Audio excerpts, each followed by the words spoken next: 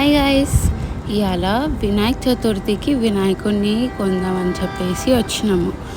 అయితే వినాయకులు ఒక్కొక్కటి ఎంత ప్రిటీగా ఉందంటే సెలెక్ట్ చేసుకోవడానికి చాలా టైం పట్టింది.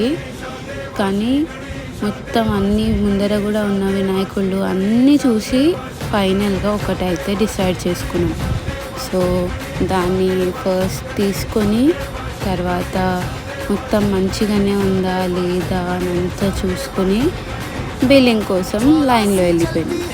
లైన్లో వెళ్ళి నిలబడిన తర్వాత అసలు ఎంతమంది వచ్చినారంటే మన వాళ్ళు, తెలుగు వాళ్ళు, ఇండియన్స్ చాలామంది వచ్చి కొనుక్కున్నారనమాట. అక్కడ చాలా పెద్ద క్యూ ఉండే. తర్వాత లోస్కి వచ్చి డెకరేషన్, మండపం డెకరేషన్ కోసం ఏమేమి కావాలో అవన్నీ సామాన్లు చూసి కట్ చేయించుకున్నాం మెజర్మెంట్ సైజ్ ప్రకారం. ఇవి పీవీసీ పైప్స్ అన్నమాట. సో అవన్నీ మెజర్ చేయించుకొని కట్ చేయించేసుకొని ఇంకా స్ప్రే పెయింట్ కూడా కొనుక్కొని ఇంటికి వచ్చేసినాం. ఇంటికి వచ్చి ఏమేం సామాన్లు ఉన్నాయి అసలు అవైలబుల్ అని చెప్పి చెక్ చేస్తున్నాం అన్నమాట.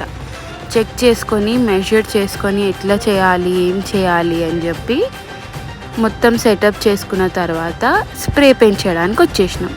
సో ఇవన్నిటిని గోల్డ్ స్ప్రే చేస్తున్నాం అనమాట. సో దాట్ కొంచెం ఎస్థెటిక్గా అనిపిస్తుంది అని చెప్పి.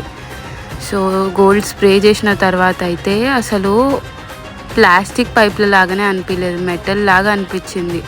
అంత బాగుండే స్ప్రే. ఇంకా ఎక్కువ టైం ఏం పట్టలేదు డ్రై అవ్వడానికి.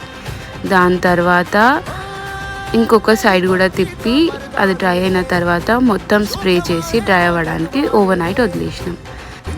పొద్దున లేచిన తర్వాత ఇక్కడ మొత్తం దీన్ని సెటప్ చేసేసి అది స్టేబుల్గా ఉండాలని చెప్పి టేబుల్కి తాడుతోని కట్టేసినాం. తర్వాత ఇంకా మండపం ఫిక్స్ చేయడానికి వెళ్ళిపోయినాం. సో మండపం ఫిక్స్ చేసే దగ్గర పూలు, దేవుడు కూర్చునే మండపము, ఇంకా లైట్స్ పెట్టిన తర్వాత మొత్తం బ్యాక్ డ్రాప్ సెట్ చేసినాము. బ్యాక్ డ్రాప్ సెట్ చేసిన తర్వాత ఆకులు పెడదాం, కొంచెం కలర్ఫుల్ ఉంటుంది అని చెప్పి ఆకులు కూడా పెట్టినాం అన్నమాట. ఇవి ప్లాస్టిక్వి, నిజం ఆకులు కాదు. సో అవన్నీ పెట్టినాక వెనకాల కూడా లైట్స్ సరిపోలేదని ఇంకొన్ని లైట్స్ పెట్టి, మండపం పైన కూడా లైట్స్ పెట్టి, దేవుడిని కూర్చోపెట్టే దగ్గర ఇంకా కొంచెం డెకరేట్ చేసి మొత్తం సెటప్ చేసేసినాం. తర్వాత పైన లైట్స్ ఇంకా సరిపోలేదని ఇంకో కొంచెం ఎక్స్ట్రా లైట్స్ పెట్టినాం. దెన్ దేవుడిని కూర్చోపెట్టే దగ్గర గౌరమ్మ పెట్టి దేవుడికి మొత్తం పూజ స్టార్ట్ చేసేసినాం అన్నమాట.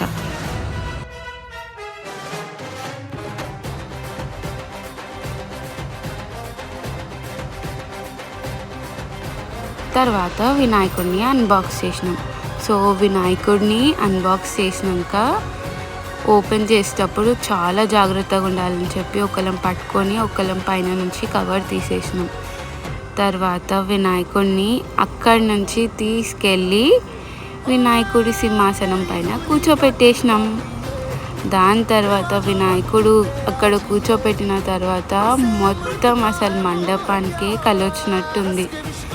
దాని తర్వాత ఇంకా వినాయకుడికి జ్యువెలరీ వేయించి తర్వాత ఇంకా బొట్టు పెట్టి డెకరేట్ చేయడం స్టార్ట్ చేసినాం.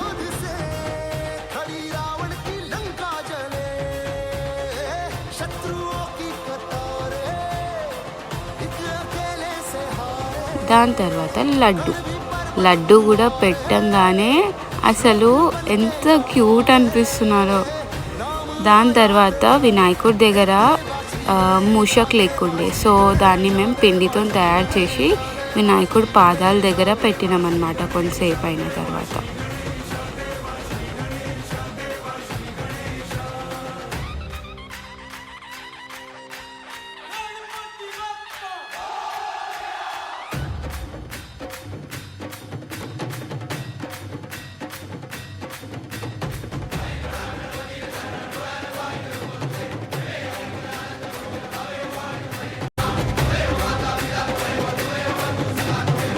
దెన్ మొత్తం డెకరేషన్ అయిపోగానే ఇంకా పూజకి రెడీ చేసుకున్నాం. పూజకి దీపాలు రెడీ చేసుకొని ఇంకా పూజ చేయడానికి ప్రిపేర్ అయిపోయాం అన్నమాట.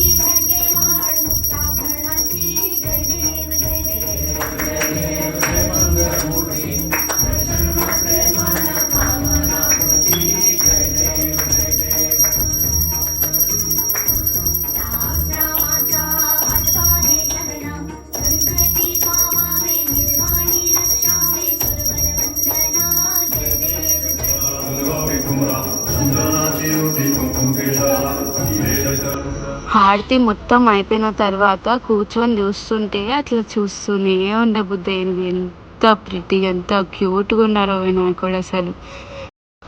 దాని తర్వాత వినాయకుడి దగ్గరికి వెళ్ళి దండం పెట్టుకొని గుంజీలు తీసేసుకొని అందరం కొంచెంసేపు కూర్చున్న తర్వాత ఇంకా ప్రసాదం తీసేసుకున్నాం.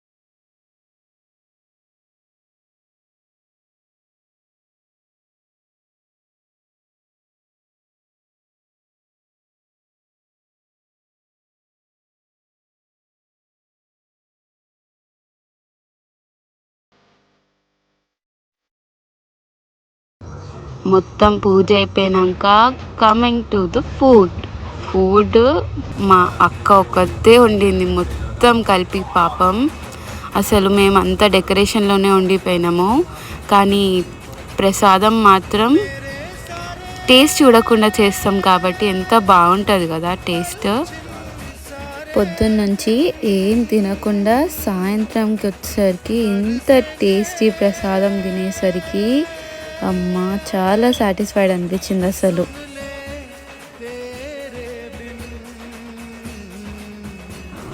తర్వాత 5th డే పూజ చేసేసి కొంతసేపు అయినాక వినాయకుడిని కదిలిచ్చేసినాం అన్నమాట, నిమజ్జనానికి తీసుకెళ్దాము అని చెప్పి.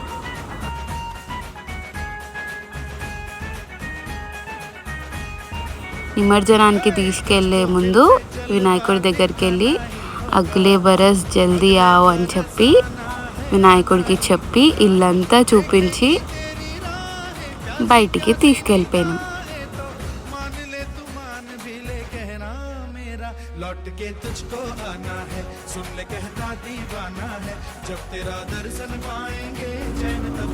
తర్వాత ఒక లేక్ ఉంది ఇంటి దగ్గరలోనే, సో ఆ లేక్ దగ్గరకు వచ్చి నిమజ్జనం చేద్దామని అనుకున్నాం.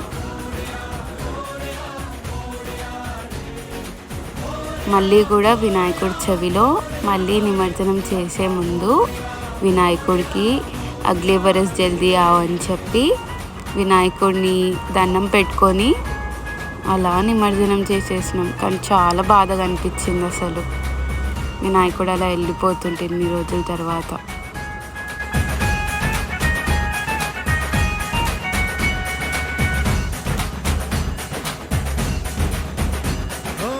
खुशियों के दिन हो के गम का जमाना, दिल बस लेता है नाम तेरा।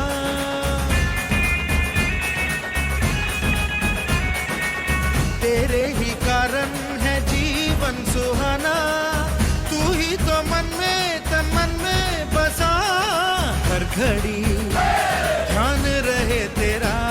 मैं हूँ तेरा चाहने वाला, जपता हूँ तेरी माला, तो मान ले तू मान भी ले कहना मेरा। लौट के तुझको आना है, सुन कहता दीवाना है, जब तेरा दर्शन पाएंगे। ఇంటికి వచ్చినాక అదే మండపం మీద అసలు వినాయకుడు లేకపోతే కలగానే అనిపించలేదు. ఎంత మిస్సింగ్ అనిపించిందో 5 days వినాయకుడితో నుండి. ఇప్పుడు వినాయకుడు లేకపోయేసరికి చాలా మిస్సింగ్ అనిపించింది. కానీ అగ్లే బరస్ జల్దీ ఆవ్.